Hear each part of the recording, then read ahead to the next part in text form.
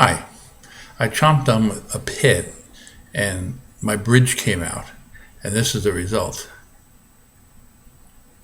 Now, I could wear a mask again, remember that one? Or I could just choose not to care. I think I'll do that. I won't care. I'll speak to you anyway. Several weeks ago, I completed a 3-part series on impulsive decisions. I got a lot of positive feedback on those. I chose as examples 3 kinds of impulsive decisions that can have major impact in our lives. This was in regards to employment, professions, relationships, significant others, and impulse buying. In response to the first one, a certain individual asked me for some advice on a change in career path and wondered if his intended new direction, was impulsive. Allow me to quote the gist of my response.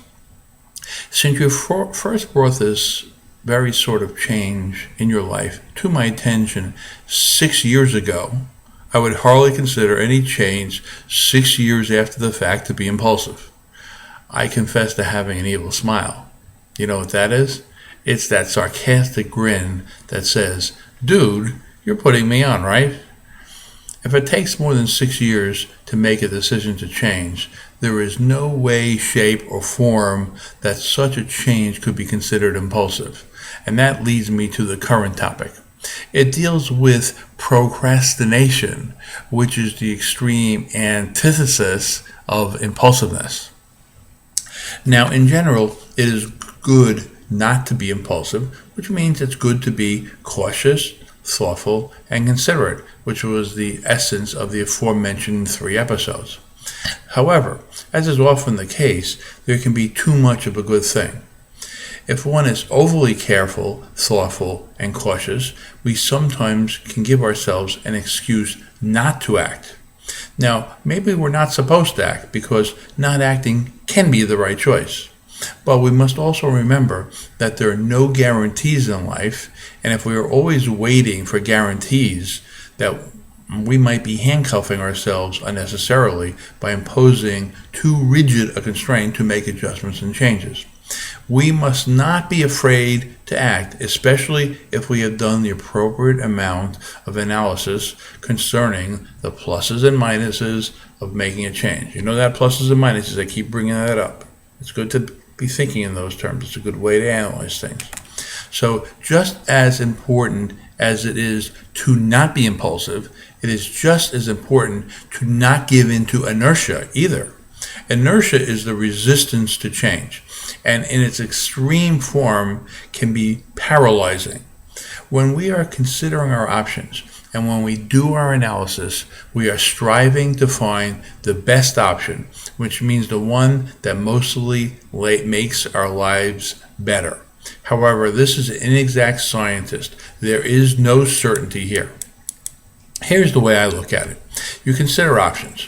Each option has a certain number of favorable outcomes. We like options that produce lots of favorable outcomes with high probabilities. So if option A has more favorable outcomes than option B, and with more probability, do we always choose option A over option B if those are our only 2 choices? The answer is no. This is because that analysis is incomplete. We must also consider the negative options. Now, it may turn out that option A, with better upside potential, might also have negative scenarios that are simply unacceptable, even though the probability of them happening might be relatively small. If that is the case, then option B might be best after all, in spite of having less favorable positive outcomes. So now let's put this all together. After we have considered all our options and done the appropriate analysis concerning favorable and unfavorable outcomes subject to our own goals and taste, we must make a choice.